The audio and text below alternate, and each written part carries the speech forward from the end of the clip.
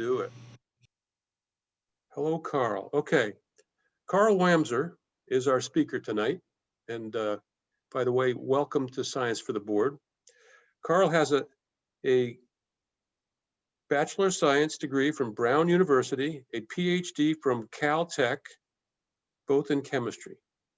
After a postdoctoral year at Harvard, he began his faculty career at California State University, Fullerton. In 1983, he moved to Portland State University and officially retired in 2012, but maintained his research program until the last graduate student finished in 2016. His research focused on artificial photosynthesis, investigating organic systems that might be capable of carrying out useful reactions using solar energy. He has won teaching awards at both CSUF and PSU, and in 2002, the Oregon Academy of Sciences named him Scientist of the Year. He enjoys spending time outdoors, with or without the sun, especially with his family, which includes 6 children, and 6 grandchildren. Whoa. Yep. Carl, take it away. Thank you, Bruce.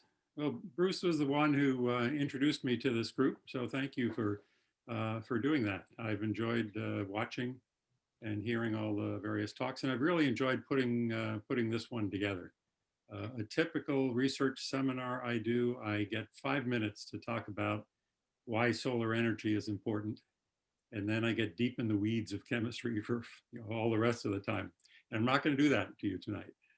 It's all going to be about solar energy, and it's essentially all stuff that I've known and used before, but I've just never assembled it before in this way for a group like this. So I'm looking forward to sharing it with you. So speaking of sharing, I need to share my screen, right?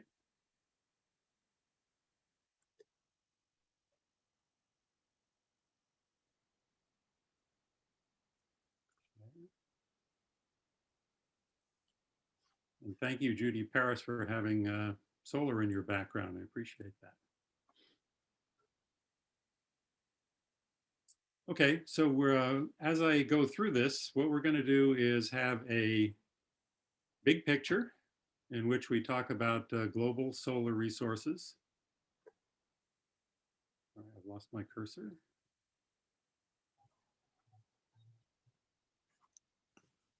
Still lost my cursor. All right, I will ignore it. The big picture will be solar overall. Then we'll get small and look at the little picture. What is it you can do with a photon of energy? And then finally, a personal picture. If you're interested in solar yourself, what might you do with your roof? So in order to deal with this, since we're going so big and so small, I want to remind everyone of the prefixes. So as we go up start with 1,000 is a kilo, add 3 more zeros, it goes mega, giga, tera, peta, and exa. Those are the prefixes. Exa is as big as we're going to get, in exajoules. Going small, milli is 1,000th, and then goes to micro, nano, pico, and femto. Femto is as small as we're going to get, or actually as fast as we're going to get. Talk about femtoseconds.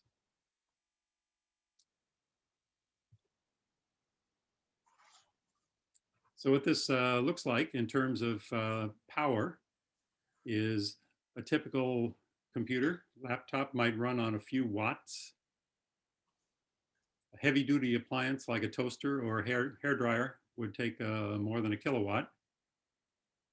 And if you're going to run an airplane, you've got to be burning megawatts of energy to keep an airplane in the air. If we switch from using energy to creating energy, megawatts, often as much as tens or hundreds of megawatts, is what a typical commercial solar array might put out. A gigawatt is a typical nuclear power plant. And if you were to plug in the Earth and watch the meter spin on the energy the Earth is using, it would be running into the terawatts. Okay, so that's the full range of power. And we need just a reminder as well of the difference between power and energy. Power is a rate. So if you have a 100-watt light bulb, it's just burning through energy at a rate of 100 watts. If you run the light bulb for 10 hours, you get 1,000 watt hours or a kilowatt hour. So that's the measure of energy that you typically get billed for. And the value of that energy depends a lot on where you are. In Portland, it's pretty cheap. It's more expensive elsewhere. The other basic thing we have to talk about are the units for energy. Ripu has mentioned this a couple times. It's a real mess. And there are energy units just all over the place. I'm going to try and stay as much as possible with terawatt hours. Okay, so that's kind of the expansion of kilowatt hours of electricity. So we'll see petawatt hours, which is 1,000 terawatt hours.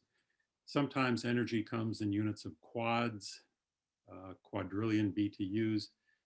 It's 293 terawatt hours, exajoules, 278 terawatt hours, and so forth. If you put it in terms of fossil fuels, there's megatons of oil equivalent.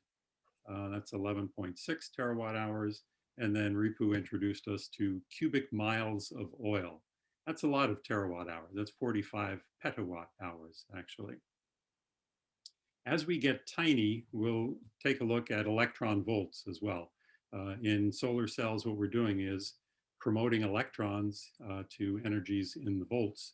So electron volt is another unit for energy. And in terms of watt seconds, it's very tiny until you multiply by Avogadro's number and get some reasonable number of electrons you're talking about.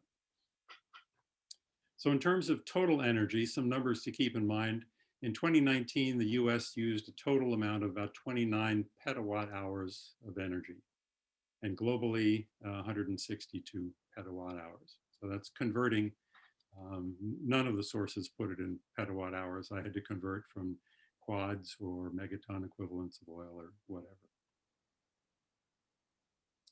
So what about the sun? This is just the background of the units and such we're going to use. I like to think of the sun as a nuclear reactor that is conveniently located 93 million miles away. At the core where the nuclear fusion is taking place, it's estimated to be about 15 million degrees. After millions of years, the material in the center makes its way to the surface and cools off about 5,500 degrees. And from there, it acts as a pretty perfect black body radiator. The lifetime of the sun is, it's been through, well, 4.6 billion years and has about that amount left. So we're about halfway through. So if we want to know, is it really renewable? Well, depends on whether you want to worry about billions of years. Let's call that close to infinite for us. The way I like to think of solar energy is that it's pouring out all this energy in all dimensions throughout space, and the Earth is just a small disk capturing a very tiny part of that. So think of it as a pipe or a wire coming from the sun to the Earth, and we're capturing that amount of energy. If it were a wire, that amount of energy would be 173 petawatts of power. It's an immense amount of energy falling on a disk 8,000 miles in diameter, which is our Earth. We bring it down to the surface, that corresponds to about 1 kilowatt per square meter.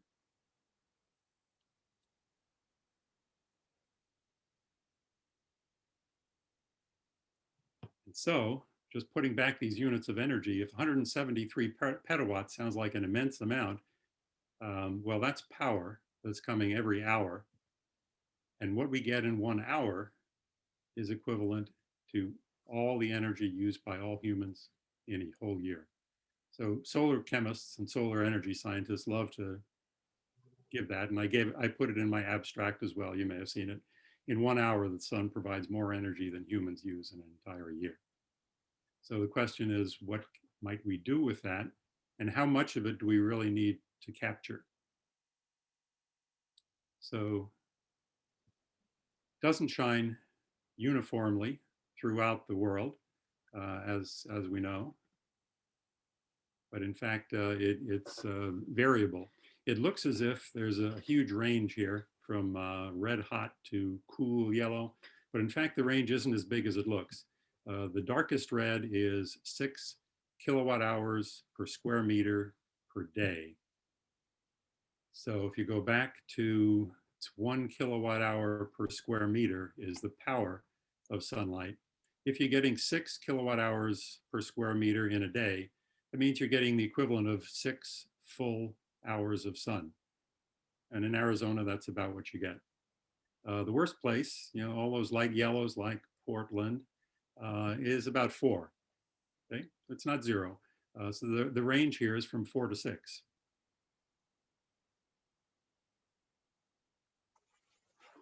So how much of that would we need to capture?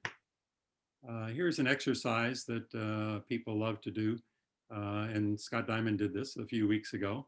How big an area would we have to cover with solar panels in order to provide all the energy that we need? The 3 terawatt box would be enough to provide all of the electricity needs currently being used in the US. If we want to expand it to the 20 terawatt box, we could provide the electricity needs of the entire world. Or we could tell every continent to get their own 3 terawatt box and just deal with it themselves.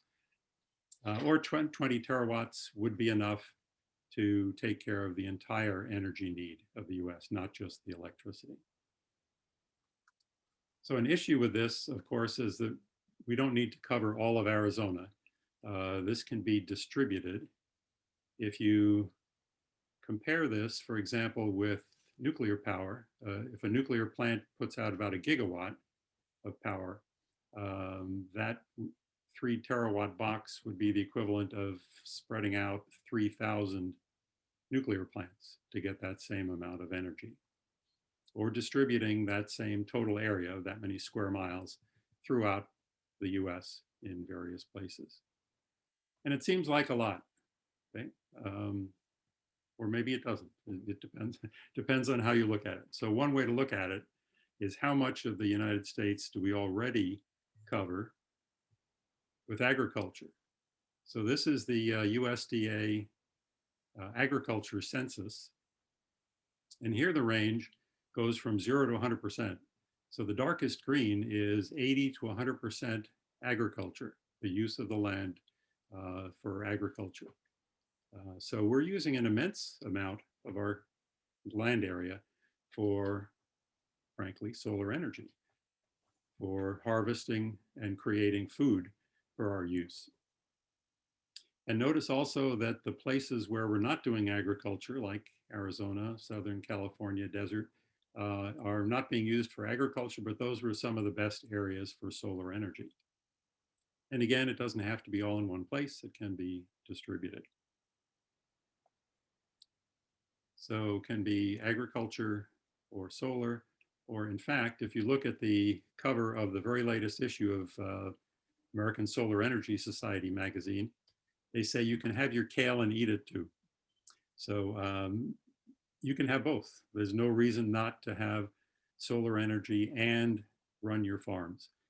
They need to be elevated, of course, so that the shading is distributed and doesn't always fall on the same plants.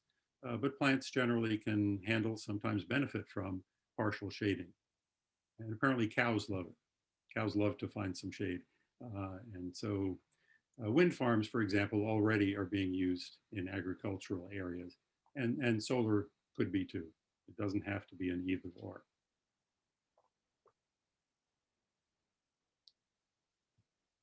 So this is an incredibly busy slide. You may not be able to see all those tiny numbers, but they're really useful.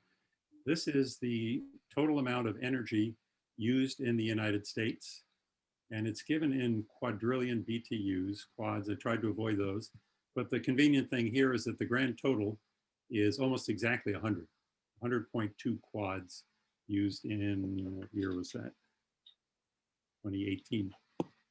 So these are going to be percentages. So going down the left side, we have the original source of the energy. Red is petroleum, 37%. Blue is natural gas, 32%. Coal is the black, that's 11%, and that's essentially tied with renewable energy at 11%, and nuclear is 8.5%. On the right-hand side, we have the end-use sectors. Where did that energy get used? Transportation, 28, industrial, 26, residential, 12, and commercial, 9.4. Couple things to notice here. 100 quads go in, and we got out 76 equivalent quads of energy. There are losses. And in fact, it's only in one sector did they specify exactly what these losses are, and that's the electric power sector. So let's take a look at where we get the electricity.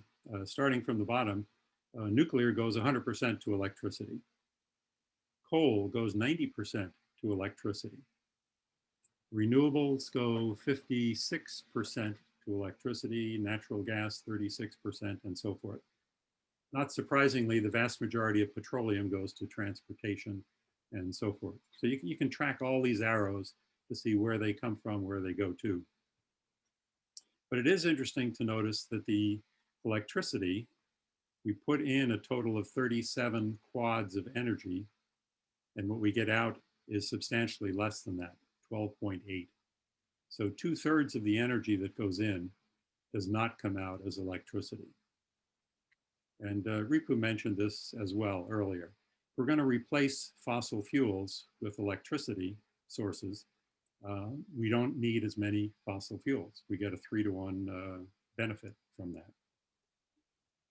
But it's really only in this one electric source or sector that they've pulled out where these losses are. I mean, 91% of the transportation uses petroleum, and you can bet that you're not getting every bit of energy in the petroleum into kinetic energy of your car. There's a tremendous amount of energy losses at going out the tailpipe or other losses of heat and so forth. So anytime you're using heat to generate electricity or some other form of energy, you expect significant losses, and 2/3 is a typical number. I'm going to compare different kinds of fuels, and Riku had numbers very much like this. Carbohydrates give you, pretty good amount of energy. I mean, typically you think of sugars as where you get your energy. They're water soluble, so they flow through your blood system just fine. But you get more energy out of fats. Fats would be more like hydrocarbons, petroleum. Coal is in between. And if you look at the chemistry of what's going on, if there's oxygen in the molecule, then it's already partially oxidized. It's part way to CO2. And so you get less energy out of the partially oxidized. If you use pure carbon like coal, you still don't get very much energy. You get more if you have more hydrogens on there. In fact, you can go all the way to pure hydrogen and you get the most bang for your buck. Hydrogen is the lightest element and gives you a tremendous amount of energy per gram. It's light, but it's also, well, not very dense. So you need to compress it to get much. So all of these are, give you an idea of what we might get out of fossil fuels. If you compare, you start to bring in what we would call the nuclear option. Nuclear option, whether it's politics or energy, just means it changes everything. And the nuclear option for uranium or thorium per gram, there's a tremendous amount of energy in there, 80 million kilojoules per gram of uranium, which just made me wonder, all right, what's the energy density of a photon? A photon doesn't have any rest mass. It's moving at the speed of light, and technically you can't stop it and it disappears. On the other hand, Einstein told us E equals mc squared. So E over m should be the energy density, energy per mass. And in fact, C squared, you can put in terms of kilojoules per gram, and it comes out about 90 billion. So photons are pure energy, basically. And furthermore, you don't have to mine them. They just arrive every day, wherever you might be. The other thing we have to consider when we talk about different kinds of energy, renewable versus non-renewable, just from the name, non-renewable implies that there's a fixed amount in the earth. And so then you ask, what are the reserves? How long can we keep building and using those reserves of energy? So I made this slide quite a while ago, but I think the numbers are probably still in the ballpark. And these are supposed to be three-dimensional spheres to represent the relative sizes. So if the global energy use is that blue and white marble, we have maybe 30 years of uranium, natural gas, maybe 100 years, oil, 100 years, coal, 2,000 years. Actually, that's not good news. It means we could continue on using fossil fuels for quite a while. And so the argument has completely changed to trying to panic people about we're going to run out of oil and fossil fuels, we better stop, to we can no longer burn fossil fuels because they put CO2 into the atmosphere. At the rate we're doing a tremendous experiment on the Earth by changing the CO2 environment. So with non-renewables, we talk about reserves. With renewables, we talk about resources. Again, the term renewable implies that it's always there. There's a certain amount of it there and you can just tap it as much as you need. So if the global energy usage would require about 100 terawatts to keep the globe running, ocean tides and currents can provide a couple. Hydroelectric is almost completely done. Wind, geothermal, all of those can provide significant amounts. Photosynthesis, the estimate is that plants are converting solar energy at a scale that compares to the rate at which humans are using energy. So where's the sun on all this? It's that 173 petawatts, 173,000 terawatts. So if you're going to go to the bank on renewable energy resources, the sun is the bank. It's just huge compared to everything else we might consider.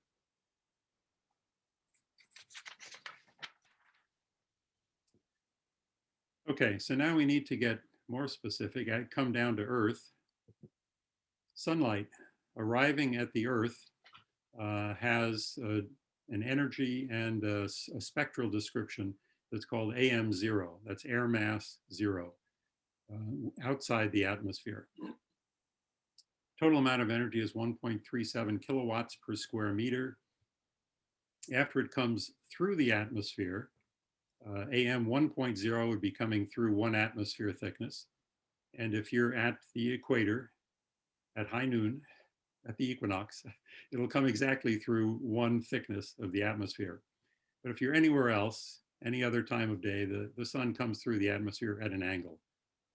And that angle has been fairly well standardized and agreed upon as an average global angle to use for solar energy of air mass 1.5 G.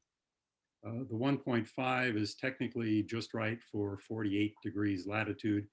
And the G represents the fact that it includes diffuse solar energy as well as the direct solar energy. So that nice round number of 1.0 kilowatts per square meter is the power that's considered at the Earth's surface with an unblocked sun. It's not a cloudy day, but full sun. If you're going to collect that, you need to put it on your house at a tilt in order to collect it as well as possible. Roughly, that tilt angle is your latitude in order to collect the best amount of sun. So the other issue about sunlight is the spectral distribution. The black line is the spectrum of a perfect black body emitter, and the sun is pretty good that way. That's the yellow bars. At the top of the atmosphere, before it's come through the atmosphere, it is the yellow bars, and it fits the black curve fairly well. Coming through the atmosphere, however, at sea level, there's tremendous chunks taken out of the solar spectrum. Probably the biggest chunk and the most important is the UV. The vast majority of the UV is taken out by ozone, which protects us since ultraviolet is damaging to DNA, for example. But there's also big pieces taken out due to water vapor in the atmosphere, even CO2, oxygen, and so forth. So, and notice that the visible part that we can see is just a fairly small stripe in there between about 400 and 700 nanometers. So how are we going to convert this energy now that we know what it looks like and how the total amount of energy? You can take solar to heat, and that will do pretty well at collecting the vast majority of that energy. Solar water heaters work fairly well. There are solar concentrators. This is just a field of mirrors, all focused onto a concentrator at the top, 150 megawatts. There are 3 of these, actually. The others in Morocco actually run water through pipes, and parabolic reflectors focus the energy directly on these pipes, heat the water, and then from there you go into a standard steam turbine to make electricity. So they have about 500 megawatts of power, but that's just using heat, and that's a fairly low use of energy. I want to talk about photovoltaics. How do we convert photons to electricity? So here we're finally getting small. When we think of a molecule will have energy levels that are filled. So according to the quantum theory, and electrons cannot have just any energy. They can only be in certain allowed energy levels. And so you fill in those energy levels with as many electrons as you have, and then you're done. And then there are more energy levels that just don't have electrons. So the point of absorbing light, what happens when a photon of light is absorbed? It just disappears. It's absorbed by an electron in the molecule, and that electron becomes, as we say, excited. It just absorbs all of that energy and comes up to an available energy level that is substantially higher than it had been. So the trick in photovoltaics then is just to take those excited electrons and drag them off to make electricity. Of course, you have to replenish the electrons. So down below where there used to be an electron, there's what's called a hole. It's a vacancy that used to have an electron, should have an electron. And so you bring more electrons in to fill those holes, or the way they describe it, holes move to the left and electrons move to the right. So there's several issues and problems, or let's call them challenges, in trying to get this to work. The first one is the timing challenge. The process of absorbing a photon has got to be incredibly quick. I mean, if you're a molecule and a photon is coming by at the speed of light, you're going to have to decide very quickly whether you're going to interact with that photon or not. And that's in the femtoseconds. So the absorption process of moving an electron up in energy and absorbing the photon takes femtoseconds. And that is so fast, in fact, that the molecule has no time to move. There's no vibrations, nothing happens. The electron is just suddenly in a different place. Once it finds it, with the electrons redistributed, then the molecule has a little time to relax. And that takes picoseconds, typically. That's the time scale of vibrations. So the molecule moves around, wiggles, and relaxes to kind of adjust to the new electron distribution. If you're lucky, the electron will pause before it goes back to the vacancy that it came from. And that would be called recombination. And that typically takes nanoseconds, and it could take longer. But in general, the pause before electron and hole recombine may be in the nanoseconds.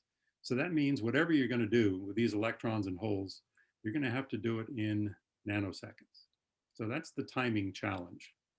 The way it's done in silicon cells is to create an electric field by doping the silicon so that electrons have a natural tendency to move in one direction and holes have a natural tendency to move in opposite directions. That gets them away from one another, so they're less likely to find one another and recombine. There's another challenge, and that's the band gap challenge. If we're going to absorb light and excite an electron, you can't use all of the solar spectrum. So typically, a molecule will have a gap between the filled energy levels and the empty energy levels. And you can tell this with a trained eye. You can tell what the band gap of a molecule is. If something is black, that means it's absorbing all of the visible light. And so it has a small band gap. It might be out in the infrared. If something is white, it's not absorbing any of the visible light. And so just goes right through, and the band gap must be in the ultraviolet, maybe even higher. So once you select a band gap, you can collect all those photons that are high enough to excite electrons above the band gap, but you're going to lose all the electrons that are below the band gap. So you could say, well, I want to absorb all of them. Well, then you'll have an infrared absorber, and you'll have a very tiny voltage. The voltage difference between the electrons and holes will be small because the band gap is small. You may collect a lot of electrons, but you'll have a very small voltage. And volts times amps is watts. So that's the energy. We need both the voltage, that is the band gap, as well as the current flow of how many electrons we get. So by the time you're done finding the optimum band gap that's just right to collect as much as possible and maximize both voltage and current, you get, for example, on the left-hand side, we have, now I'm going to try and find, no, I still can't find my cursor. Dang. You'll see that the band gap of silicon, they point an arrow there at 1100 nanometers. That's into the infrared. So silicon's absorbing everything at the infrared, and that greenish color is the percent of the solar energy at that wavelength that is actually converted to electricity. So everything to the right, the infrared is lost. It's just not absorbed. Everything to the left is used at a little bit less than its full energy capacity. In fact, a lot less when you get into the ultraviolet, because all the excess energy is just degraded to the band gap energy of 1.1 electron volts. Silicon is really very good in terms of being close to the optimum. It's the red dot on the right, but it's not perfect. The ideal band gap would be more like 800 nanometers. Silicon at 1100 is still pretty good. And there are some others, gallium arsenide, for example, that do a little bit better. There is a limit in terms of how well you can do. The best efficiency you can get just playing off that band gap problem is about 32%. That's the Shockley-Queisser limit.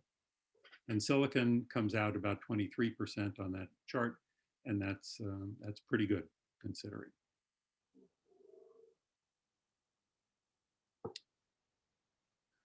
Just some chemistry to consider. We're trying to replace fossil fuels. We burn something like octane. We have to put out CO2, and we do that just for the heat value. So we use that heat to try and move a car or do something useful with it. Silicon, solar cells, technically the only chemistry going on is photons are absorbed and electrons are moved, light to electricity. And that's pretty good. Excuse me. But there is a lot of underlying chemistry in order to make those silicon solar cells. So silicon is one of the most abundant elements on the Earth's crust. But typically you get it out of sand by taking the oxygen off of silica with carbon. And so you get carbon dioxide. And that takes a tremendous amount of energy input. Once you get your crude silicon, it's typically turned into crystalline silicon suitable for solar cells. In that case, you melt it at 1400 degrees, and very slowly, carefully crystallize it until you get a giant ingot of hopefully a single pure crystal of silicon. And then you slice it up into wafers. The slicing process with a diamond saw takes about 40% loss of what they call kerf loss, just slicing up into sawdust to get those wafers out of the ingot. So there's a lot of possible improvements in the chemistry. If you work in this field of solar chemistry, at some point, Mother Nature just comes and taps you on the shoulder and says, I've got a great molecule for you. And it's really beautiful. We can make it from CO2 out of the atmosphere. And when it's used for sunlight, it uses CO2 and throws off oxygen. It's just a great molecule. And it's chlorophyll, of course. And the perfect, beautiful molecule looks green.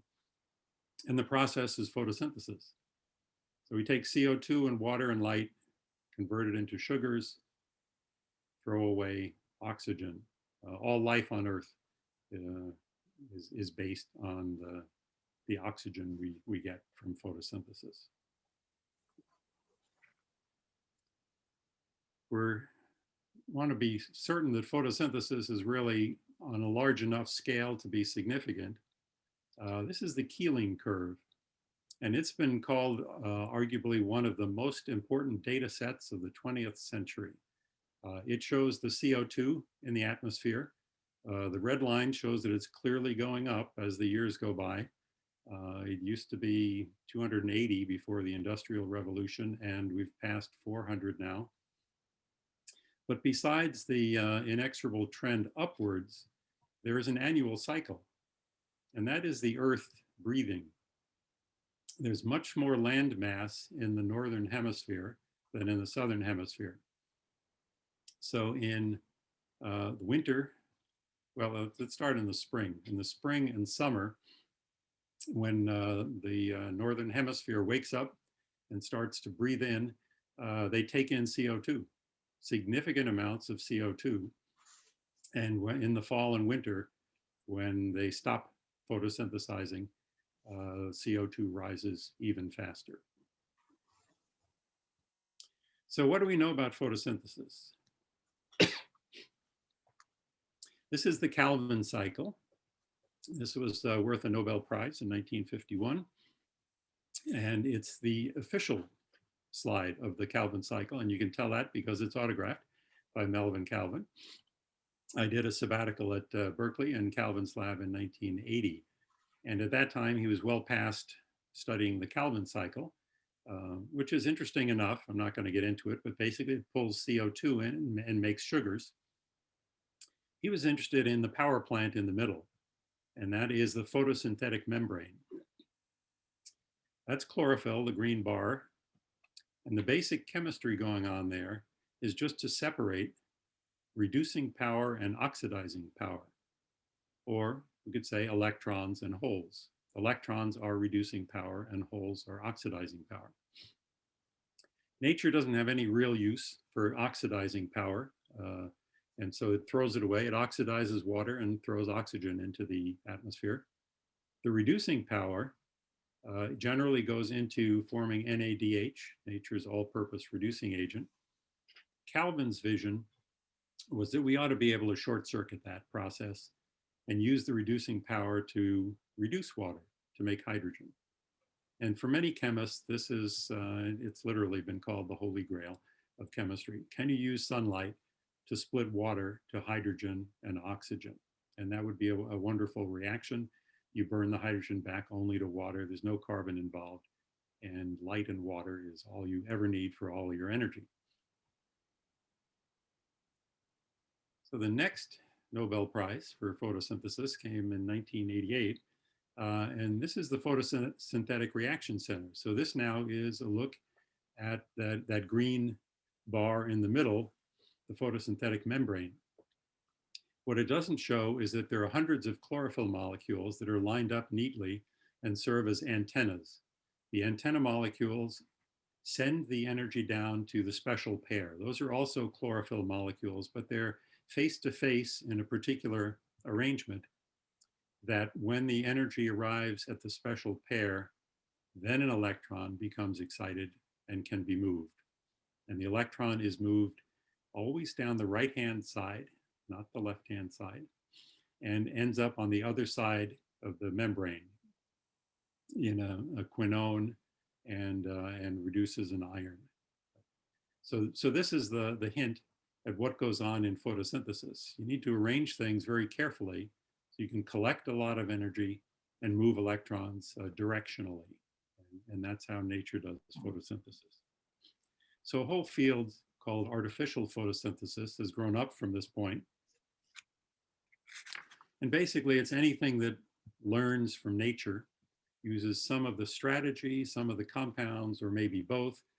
So the strategy is just to move electrons across a membrane or across any kind of a phase boundary, basically, to collect electrons separately from holes.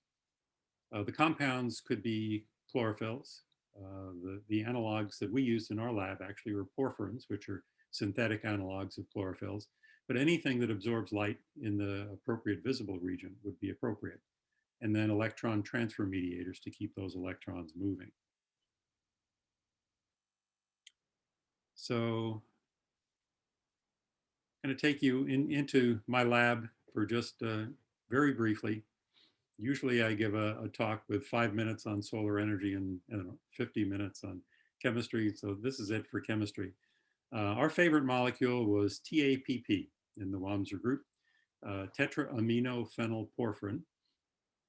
And that's one unit of it there. And we found a way to link it together into long polymer chains. And the way we did this was on electrodes. So it could be electrochemically polymerized. So on the left, you see transparent electrodes on which we've grown polymers of TAPP. And in the center and the right are images of the fibers. They're nanofibers that grow in outwardly from the electrode.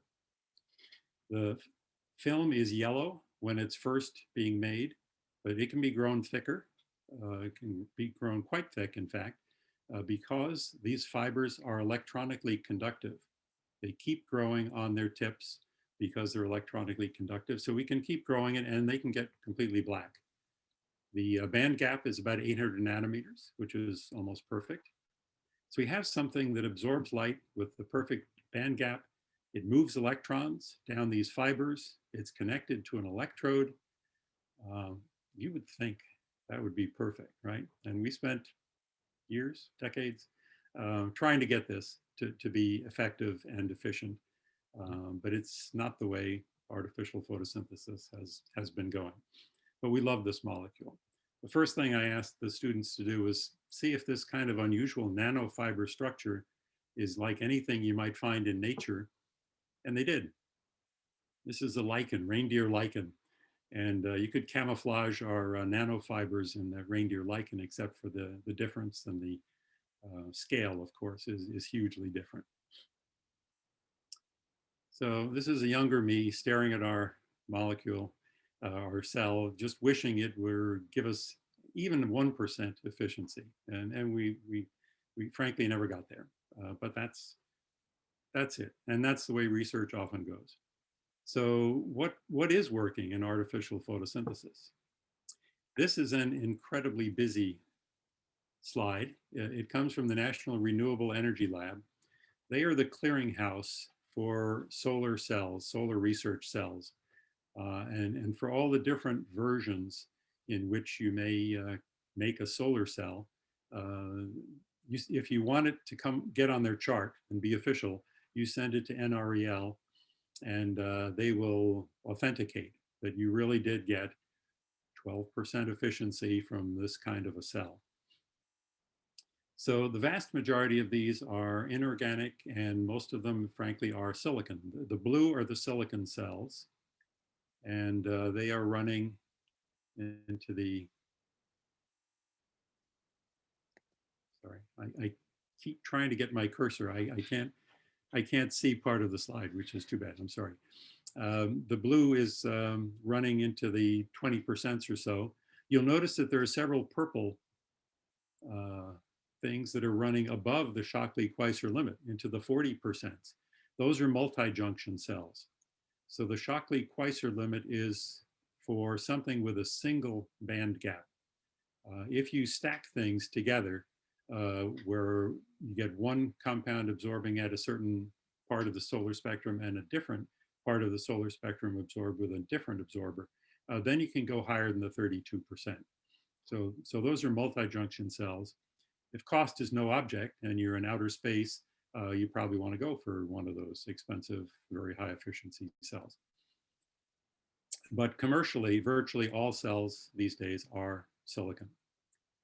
The red represents artificial photosynthesis. These are solar cells that are based on organic materials. And the excitement started back in 1991 at EPFL, that's the École Polytechnique Fédérale de Lausanne, with the Grätzel cell. So let me just show you what a typical organic cell might look like. This actually won a prize in popular science for a grand award in home technology, as if you would put these on your windows, because you can put them between transparent electrodes.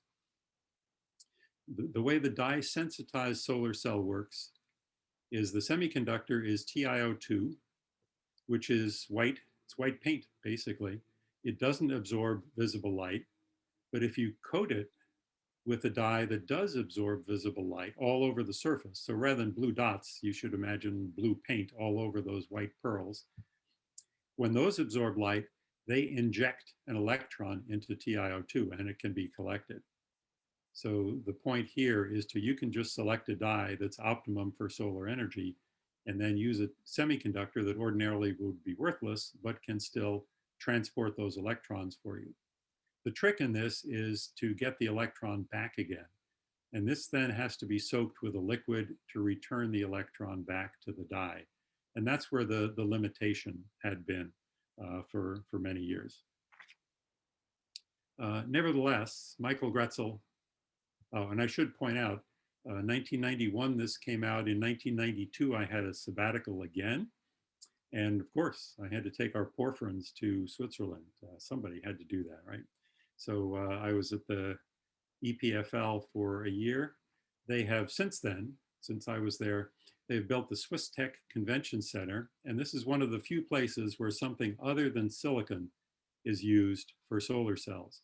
So these are dye-sensitized solar cells because Michael Grätzel is there and they want to make him happy.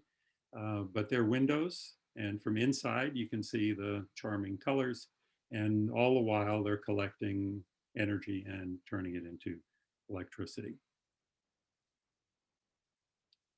The thing about the dye-sensitized solar cell, if you see the EPFL down in the 1991 and track that, they got it pretty well right away. They got 7% efficiency right away, and it optimized at about 12% or so.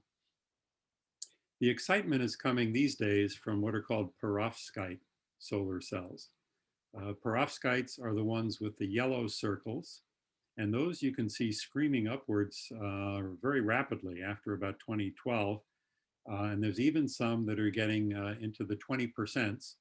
And those yellow ones are combination of perovskites with silicon as well. So there's a hope that those could actually become something easier to create and cheaper. What they need to do is verify that they have the durability of silicon cells. Some of the silicon cells that were made many decades ago are still working. They're guaranteed for 25 years at least. And some of these new cells, they can't do that. So that's the research status of solar cells now. Acknowledge that you can't do everything with solar electricity. We can do a lot, and there is a lot of it available. Sun doesn't shine all the time. And so when the sun isn't shining, you need some kind of reliable energy backup. And that could be, typically now it's gas-fired power plants, it could be hydroelectric, could be nuclear. On the other hand, if you have enough solar, then you just need to store the solar energy in excess If you're doing it personally on your roof, this would be called net metering. If you produce more solar energy than you actually use, they'll take it back into the grid and give you credit for it.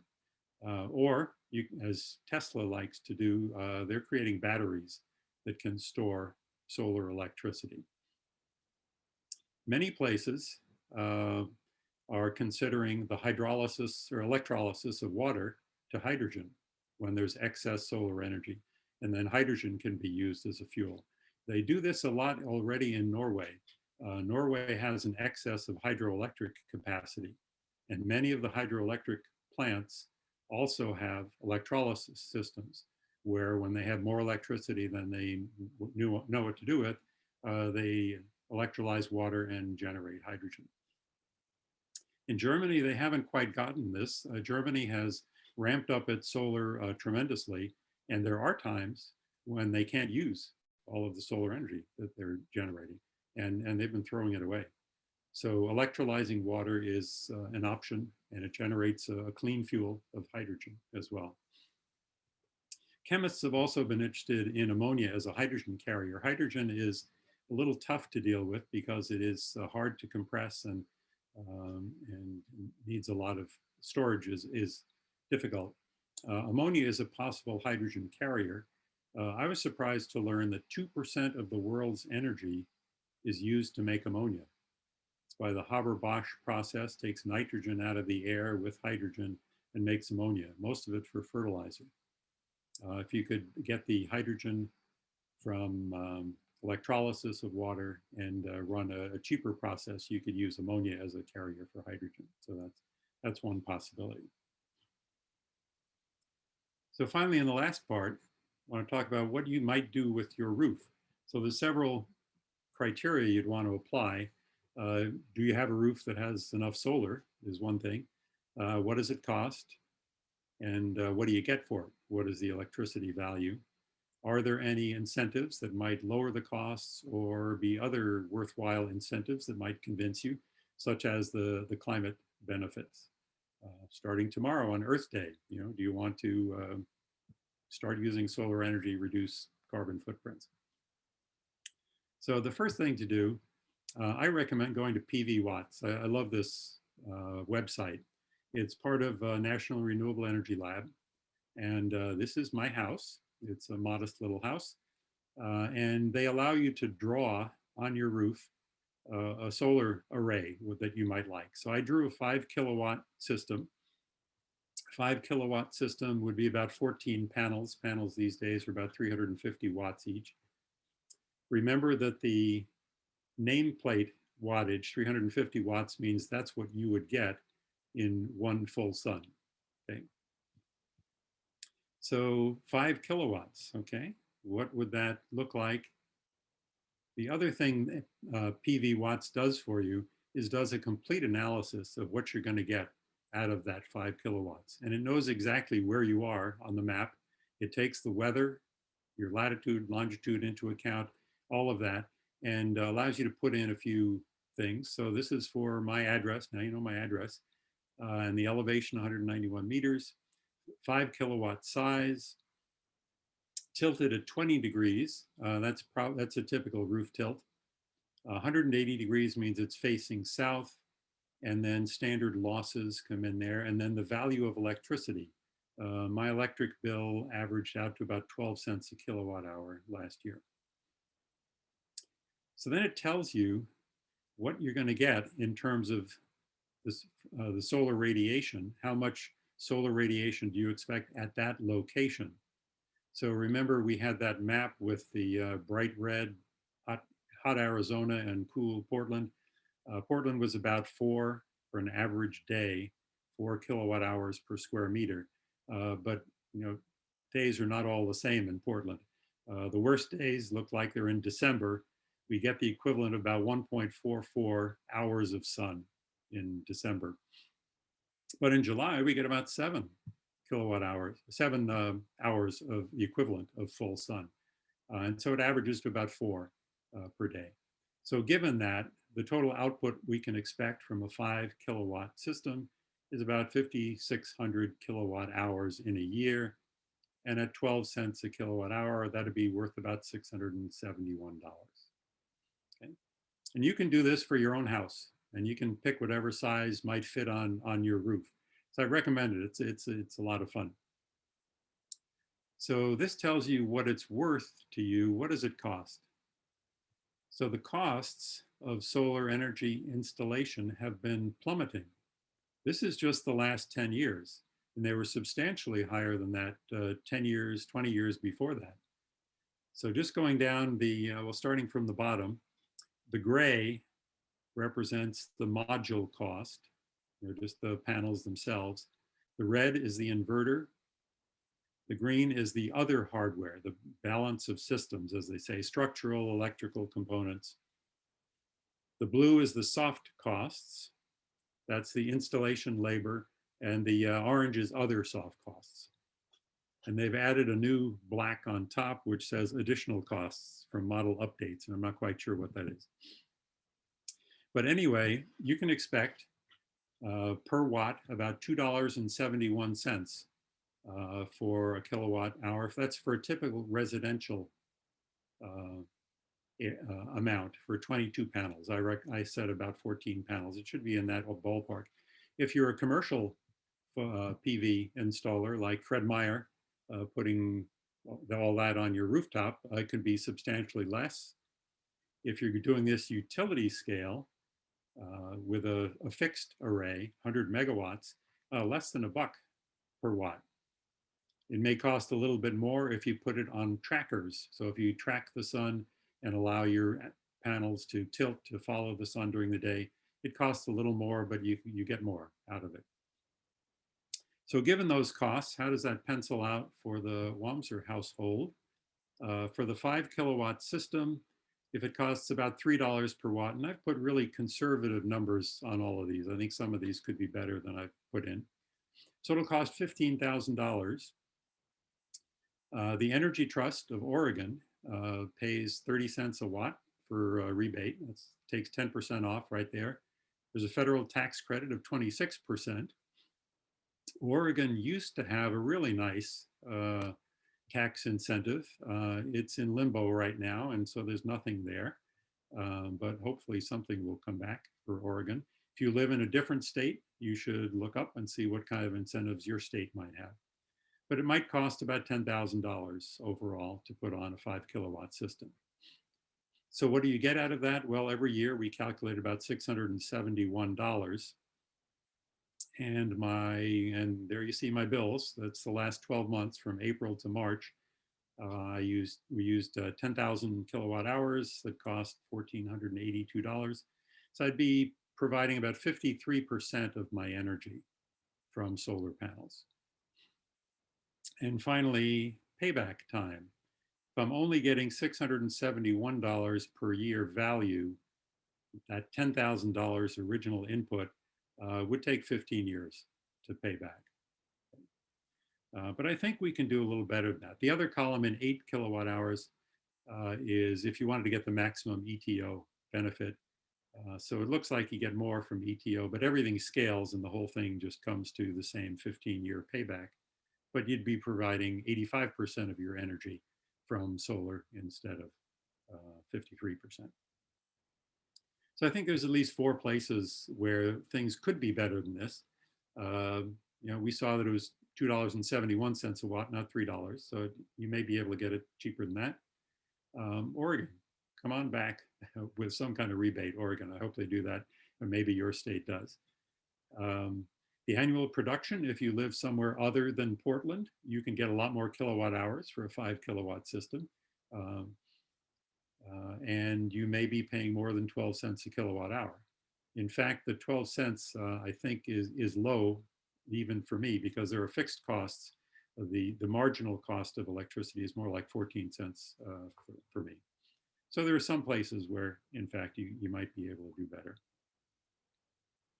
So that's it. I'm going to give you some resources where I got the information for much of this. The National Renewable Energy Lab is excellent for all kinds of data, especially like PV watts, as I told you. There is a big database of state initiatives, so you can just look up and see what's going on in your state to encourage renewables, including solar. The American Solar Energy Society and Solar Oregon have excellent websites. How to Go Solar is the one that works really well at the Solar Oregon site. They'll take you step by step to all the stages you might want to go. And if you're interested in the research aspects, Caltech, Berkeley, NREL, a total of 8 institutions are collaborating now on what they call Liquid Sunlight Alliance. And there's all kinds of great references to what's going on in terms of research of turning solar energy into other interesting, useful stuff. And that's it. I'd be happy to answer questions. You don't seem to address replacement and maintenance and cleaning on it. I understand these things only last a lot less than 15 years. Oh no, a typical warranty is 25 years. And there are solar cells that have been working for longer than that. And the warranty actually says it will lose no less than 10% of its efficiency over those 25 years. Yeah, they're good. That's why silicon is such a tough competitor if we want to replace it with something else. Carl, what about those roof tiles that Elon Musk has been developing? Are they something to look into over the future? I think they are. I actually heard a brief seminar about building integrated photovoltaics just yesterday. And this was by someone from GAF. They're trying to compete with Tesla. Tesla has, they call it a glass roof, something like that. It's much more expensive currently, and it would make sense if you are putting on an entirely new roof. Then I would recommend looking into that. But it's hard to compete with the low prices of the silicon cells these days. Yeah, but ultimately, I think building integrated photovoltaics is what makes sense. We should be able to put solar cells anywhere the sun shines and let them be collecting energy as they go. Yeah, it seems like a logical choice. So you don't have to have 2 structures on top of each other, and considering all the maintenance and everything there is to it. So just, and the looks of it as well. Yes. Yeah, I agree. I mean, some people like to imagine something like solar paint, where you can actually paint something directly on the siding of your house or anywhere the sun shines, and overcoated with some transparent electrode, and just collect electricity anywhere. But the first ones will probably be building integrated shingles or awnings, perhaps. Cool. So are there any material, a lot of the other discussions we've had about energy have sort of come to the point of running out of something. Is there anything in solar energy collection that we run out of, like we do with gas or oil? Well, photons come from the sun, and it's estimated the sun's going to last another 5 billion years. So, and that's the only raw ingredient outside of whatever we make the solar panels out of. And if it's silicon, it's one of the most abundant elements in the Earth's crust. If it's something organic, well, that's, those are pretty abundant as well. Yeah, I don't think so. Wow. Sounds good. I've always thought so. Hi, Carl. I had a question. Can you hear me? Yes. Okay, so first, yeah, thanks for the talk. And I'd echo your comment about, you said the joy it was to put the talk together. I think for those of us that have not given a talk, I would share, that experience. That I hope others take from your lesson. And I really liked your your logical explanations as you step through everything. I thought that was great. So thank you for that. However, I would say I was less than convinced by your financial analysis on the solar panels. So just to ask, I mean, you said the payback period was I don't know 14.9 years, but you're just dividing 671 versus the $9,000 to $10,000 initial cost, and you're not assuming anything for cost of capital. Right. I mean, you're tying up $10,000 for that time. So, I mean, I honestly, I didn't find it that compelling because you said maybe these things last 25 years, 30 years, but paybacks, you know, realistically, considering cost of capital is out over 20 years anyway. So, to me, the lesson is not in the Pacific Northwest or not until it gets significantly cheaper. Do you agree with that or not? Well, I had really conservative numbers, you know, and I didn't include an increase in cost of energy either. Okay. Which one could assume. Right. And that, yeah, well, that's for Portland. And at the moment, there's no Oregon incentive, which is unfortunate. Okay. So I think there are a lot of things that could improve there. But the other issue is you do it for the Earth, okay? Okay. Yeah. So there's that. Just an Earth Day probe there. I think, Did you think? given the cost of about $10,000, I think every new house should have solar panels on it. I think there's no excuse for that. I mean, it's a tiny fraction of the cost of a new house. Why not put it on every house? And maybe those should be solar shingles at that point. Fair enough. If I may comment, so I'm originally from Germany, and my girlfriend over there has a solar roof panel on their house, and they we just talked last week about it. So it took 12 years for them to amortize their investment, and because in Germany the electricity cost is much higher than in the United States. And their storage system, that's the one thing that's always been a little bit of an issue, but they recuperated it. Okay. Germany had a very interesting experiment. They wanted to encourage as much solar as fast as possible, and so they paid the value of the solar that you would get beyond what you used yourself at extremely high rates, as much as 50 cents a kilowatt hour, which means that people were eager to get solar on their roof and earn 50 cents a kilowatt hour. So they got a lot of people installing solar. That dropped over the years, and in fact, they have plenty of solar at this point.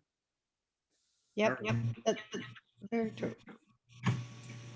Harold? We live on Long Island, and in previous years, I'm not sure what the current state is, but in previous years, the state incentive was high enough so that people could install solar panels at no out-of-pocket expense. And so for those people, they did that, and some of the support came from the company that installed the panels, but they essentially were ahead right away.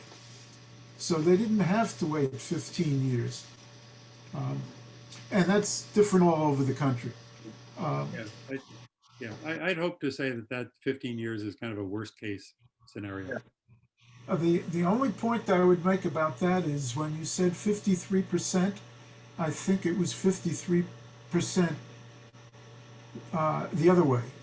You had 53% coming from the solar, but if you divide,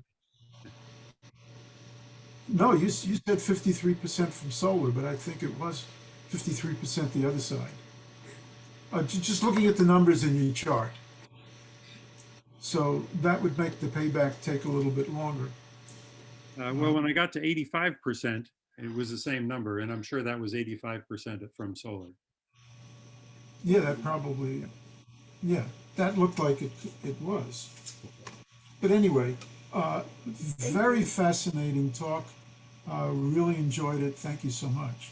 Thank you. We live in a co-op complex that's enormous, 3 buildings that go to the sky, literally.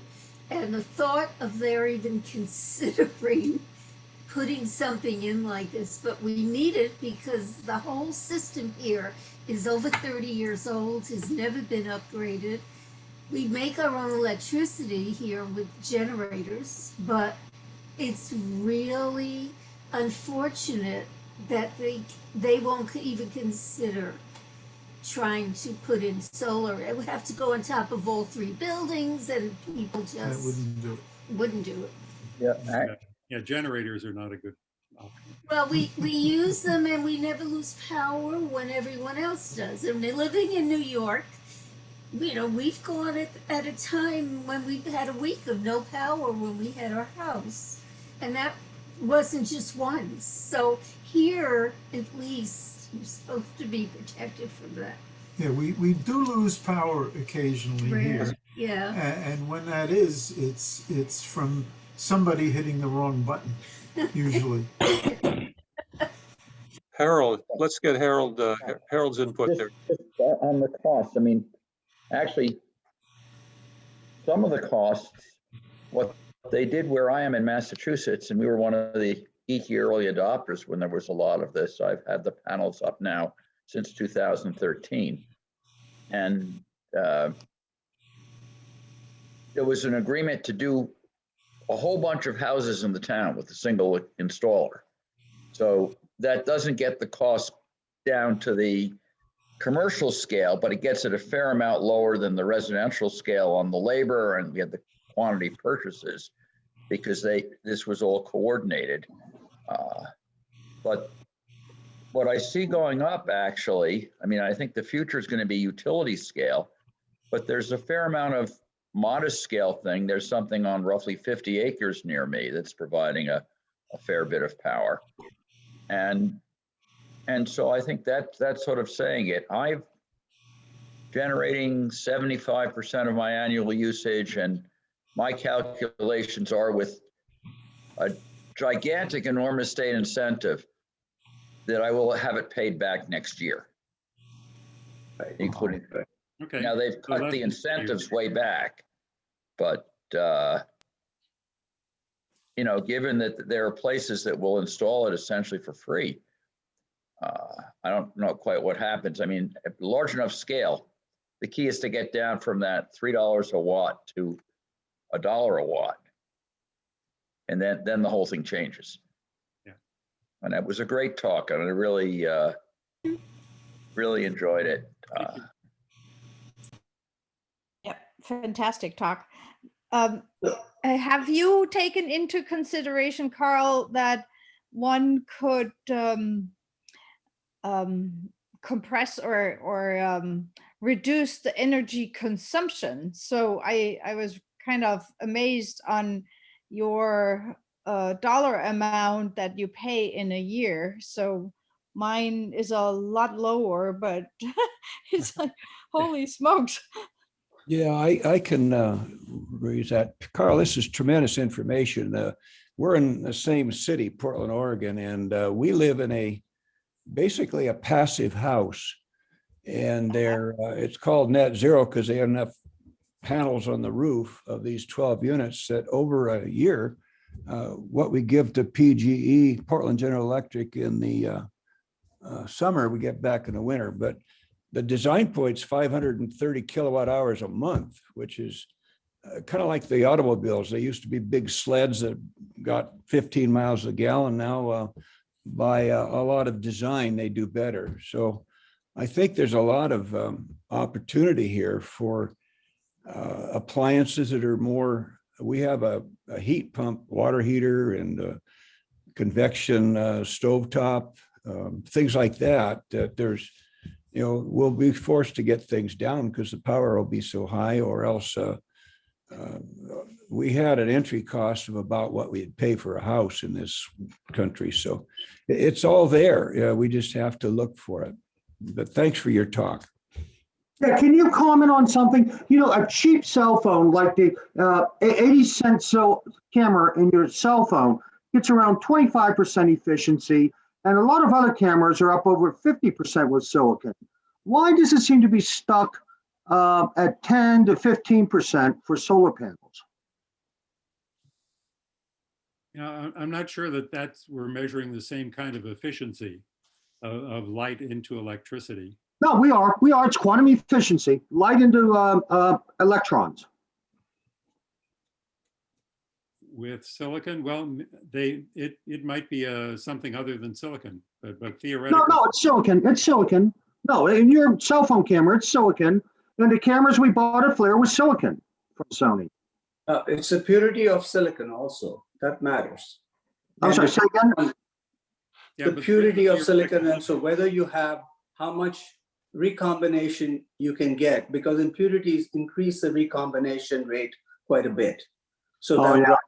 So these cameras have a higher grade of silicon? It may be high grade, and you can afford to put, because you're putting a very small amount, you can make a very high grade wafer. Yeah, okay. Okay? Yeah, and there's also quantum dots coming along, which can work for your shingles, both in the visible and infrared. They can even generate electricity off the moon. Ooh, You're not going to add anything? cool. So, Carl, I I'm was buying going to, shingles. Carl, I'm buying Carl? shingles. if I may, go ahead. Repo, go ahead. So Carl, thank you very much for it's a fascinating talk. Really enjoyed your presentation, the way you laid it out. Yep. I have a few things, you know, in response to some of the questions. I've got several points here. First of all, about the running out of materials. Yes, we don't run out of photons. That's not the question. Right. When I try to scale it, when I do the math, at least, I see I run out of places to mine, and I'm encroaching all kinds of habitats, things like that. The steel, how much a steel I need if I'm going to go utility scale at that level to house it's not the silicon, we got that, but it's concrete and steel and stuff like that, that supply chain gets really, really strained. And second thing was about the cost. The cost analysis is really that's what determines many of the individual choices when we make. And my answer to my friends when I said that I give different answers depending on, or there are different considerations when you're thinking about an individual putting their solar on their house or advising a community to whether go solar or not solar. The considerations are, the state to give you incentives or not. In your cost analysis, if you put 15,000 down, even at 4% interest, you are leaving on the table $600 a year, right? Well, And I wonder, Harold, did you take into account any of your the interest at a very modest rate? How much have you left on the table? But that is not the main consideration. Believe me, I don't think dollar value is the main consideration. We have to look at how much CO2 we are avoiding and how much protection we can provide to the earth. That's the consideration, really. Yeah, yes, exactly. I mean, on the one hand, yeah, I did actually calculate it, but I was just taking the interest rate on safe investments I was getting at a couple of % a year on that side of it, and the time was short. But yes, this becomes a significant factor. I mean, the thing I'll observe that suggests it at a commercial scale is there are a number of businesses near me that are putting in solar panels over parts of parking lots or unused land.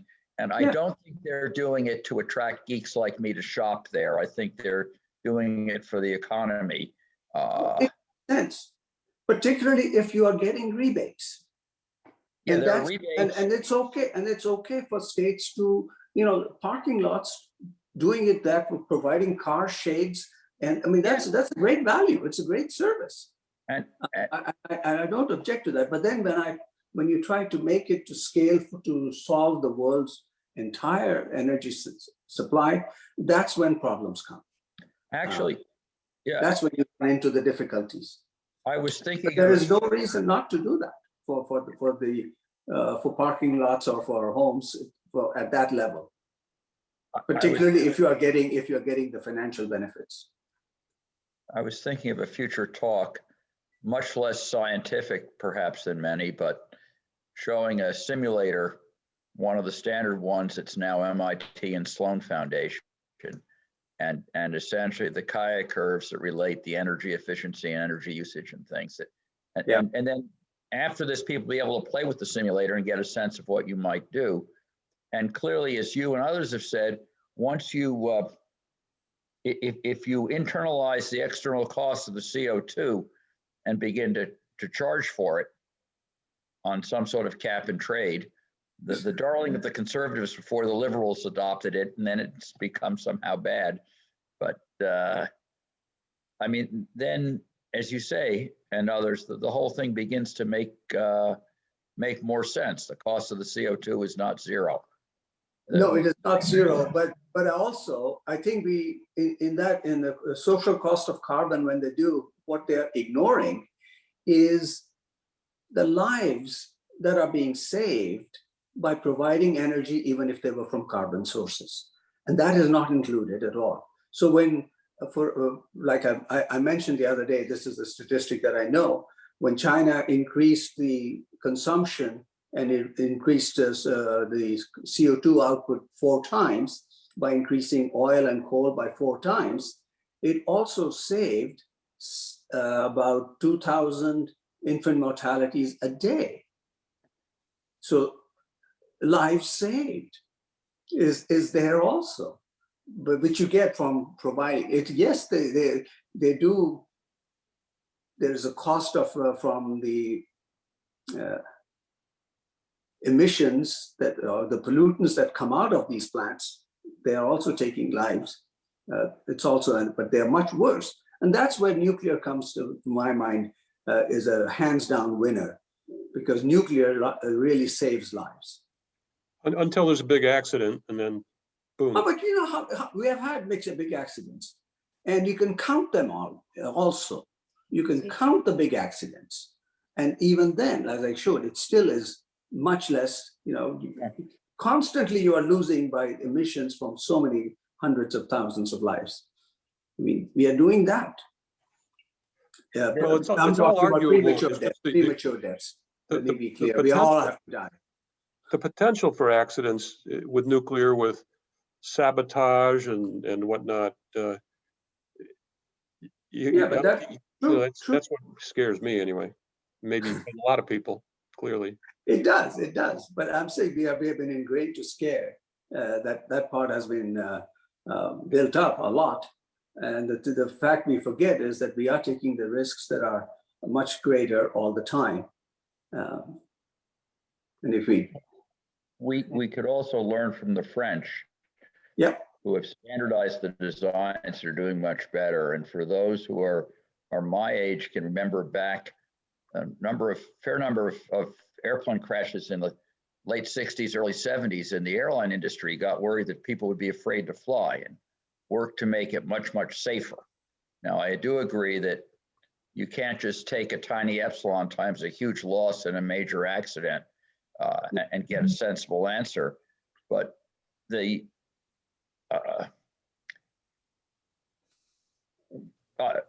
have to balance that against the fact that if we were to get a 2.5 degrees C rise above the pre-industrial, then from CO2, we have no idea what would happen to the state of the world, and it could be catastrophic. So, yeah, I mean, once Manhattan goes down and Washington D.C. and everything else, it's you kind of say, well, maybe we ought to have those nukes. You know, Scott Corbett was waiting to do a question. Scott. So, thank you. I thank you, Carl, for your talk. I joined late, but I hope to watch it on the the rerun or whatever. But I was just going to speak to our solar experience I'm in Portland as well. And we originally got hot water panels back in '96. So those have run for, actually, we just replaced our tank as the only maintenance thing we've done over 25 years because the tank finally corroded.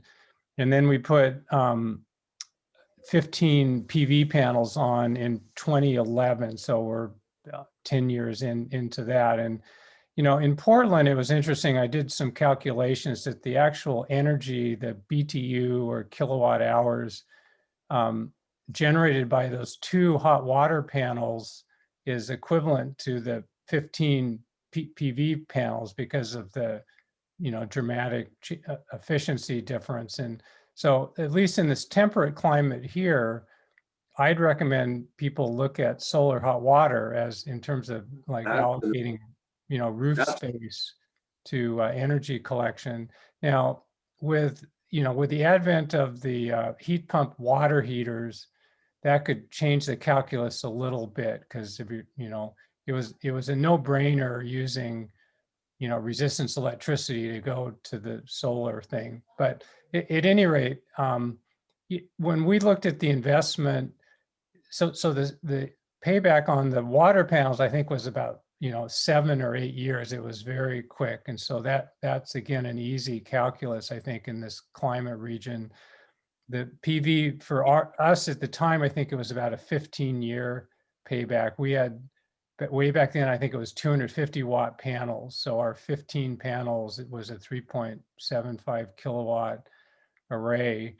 But it's been, you know, maintenance free except for occasional washing, which I do. I get a ladder and, you know, go up and have a long handle or whatever. But part of the calculus for an investment was hedging, you know, which is an investment concept, is you hedge risks about increases in power generation. And I should go back, but I think that right now I use about 13 kilowatt hours as kind of our 13 cents a kilowatt hour. And I think back then, I think it was maybe 11 or something like that. So there is kind of an inexorable increase in power costs, and you would have to take that into consideration in your investment model. But then, you know, allocating the externalities in part. So anyway, it's a green, I looked at it as a green investment, just like you invest in green stocks, you know, you, and then but I think just the satisfaction when I first got them, I would take my lawn chair and go out and look at the meter spinning backwards. And I just got great joy out of doing that. And I still do that once in a while. I'll go out on a hot day and I'll watch that meter spinning backwards. And I just, you know, it just brings a certain amount of satisfaction. And that's not to be, you know, trivialized, just your own. Anyway, that's my solar story. That probably should go, that'd be a great marketing ploy for New England. All those frugal Yankees would tell them the meter's going to run backwards, and they're going to bite on that one. So in California, Scott, you have a net metering agreement with PGE, so you get a credit when you have a negative balance. Right. So they, again, I think our annual, we with our system, it's about 45% of our annual costs are, you know, are paid for by the solar of our electricity consumption. That changed a little bit. We got an electric heat pump system a couple of years ago, and so I think now it's more like 40% or something like that. But yeah, we have a net metering agreement. It's squared up once a year, which again doesn't matter for us because we never we don't put out more than we consume, so we don't lose what, you know, in the net metering. It would be a different calculus if you put out more on an annual basis than you consumed. You'd lose that excess after a year in the current net metering agreements with PGE, but that's almost never an issue. It does, you know, I was looking at getting a power wall or other thing, and with the net metering frankly, there's not very much incentive to buy storage, unless there's a time of use, differential or something like that. Or a self-sufficiency thing if you wanted, to be self-sufficient. Like when we lost our power in the recent storm here in Portland, of course, our panels went down as well because we're grid tied, and you don't have any self-sufficiency from the panels. So, but yes, the net metering thing is an important part of the calculus, and states that didn't have net metering, that would be a very different calculus, I think, for the solar. It varies by state. In our case, it's a straight, it's a one-to-one. You get the same, basically the residential credit, that you're buying the power, you're getting credit for. So it's literally just the meter running, the other direction, and you get credit for the same amount that you bought it for. Yeah, by the way, it's not calculus, it's just arithmetic. There's no derivative or integral involved. It's a calculation. It's a expression. But the calculation really, in terms of the value, when you are producing the most in the middle of the day, what is the price of electricity that PGE is paying to buy?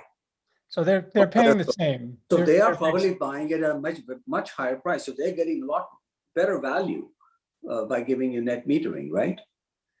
They're not buying the electricity from you at the rate that they are buying from any other source if they need to make up. Yeah, again, it would depend on their mix at the time of day, or time of day uses, so the value changes considerably from the time of day. Right, but That's again, it runs negative at times. Yeah. I think the other, there's been a lot of controversy about the net metering and people saying that the solar people putting solar in are not paying for the grid costs or whatever, and so you're pushing the grid costs to the people who don't have solar. But I think a counter argument to that, though, is that you're adding generation infrastructure that mitigates their need to build out additional power plants and so on, and you don't get credit for that. So I think there's no. Actually, it's just the opposite. For every megawatt of solar that is installed, they need 1.1 megawatt of gas-fired power plants. Why is that? For stability. And that's why gas companies love to push solar. Well, so battery or other storage, but yeah, that's an interesting. If you look at what's been happening, I mean, we're looking at the cost of electricity also. You showed earlier Germany.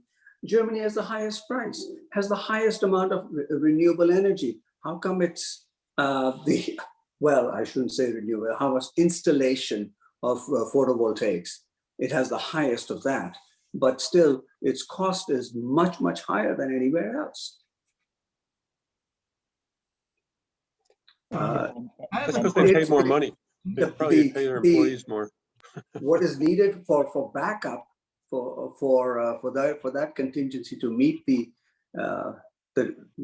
intermittency to compensate for that, and then for that PG or whoever I know more about the California. Yeah. PGE was a PG&E was my utilities, very similar sounding name.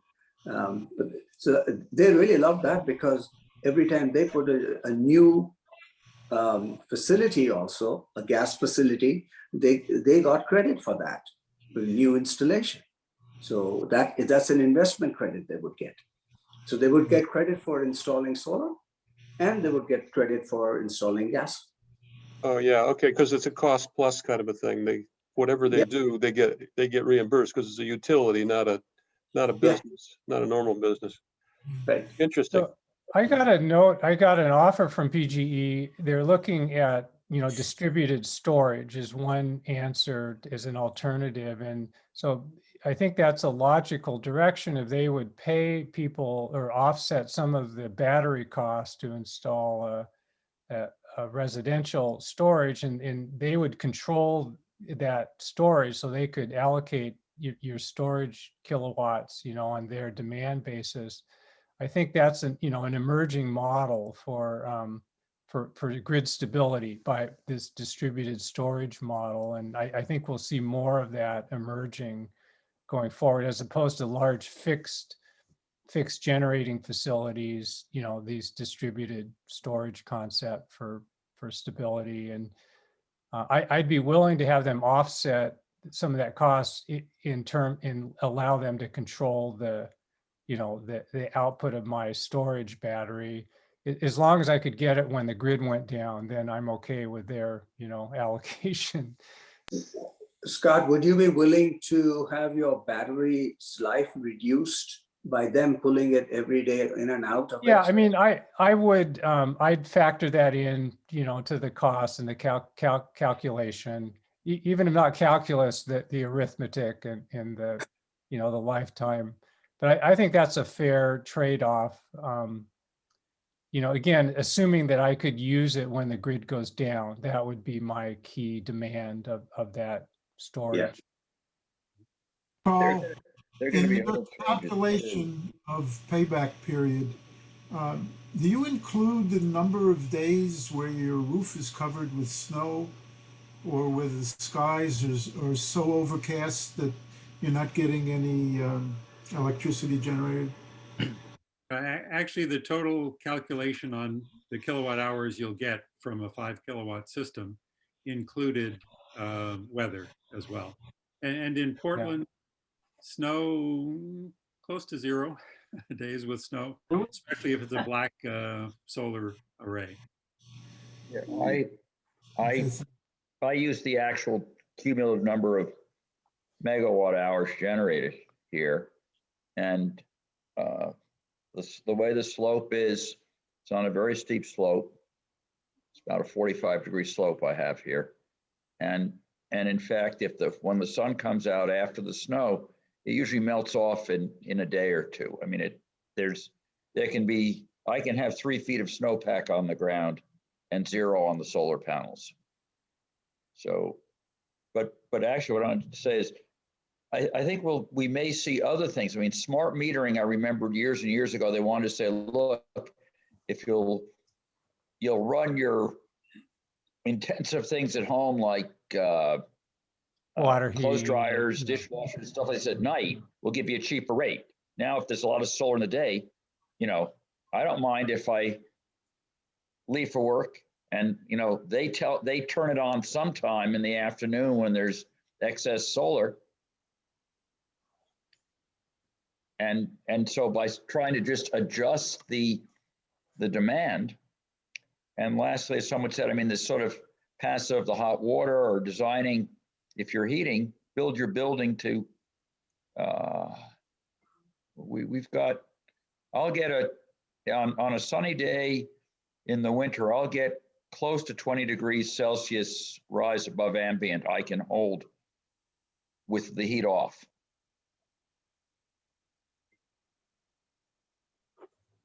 Just Okay, That's impressive. interesting. I think we're gonna, Everyone. It's- Thank you, Carl. Thank you Yeah. so much. Thank you. this was 11 Yep. o'clock great, here Carl. on the East Coast. Good night. good night, thanks. Good night, I everybody. think we should all say goodnight and keep April 28th in your, if nobody wants to do a talk on April 28th for some reason. So if anybody has one, or 3 15-minute talks, whatever, April 28th. All right. Otherwise, we're in good shape. We're going to have some really great talks coming forward. You want to hear about Tesla someday? Sure. Okay, I could do that. Not, I don't know about the 28th, but someday. Okay. End of May. Okay. Or whenever you can do it, Neil. Thank you, Carl. Really, really, really Thanks for the did a talk. great job on that talk. Yes. Super. Yep. Thank you. Thank you. Just among engineers, but I enjoyed it. Thank you. There's a lot of us here. Bye.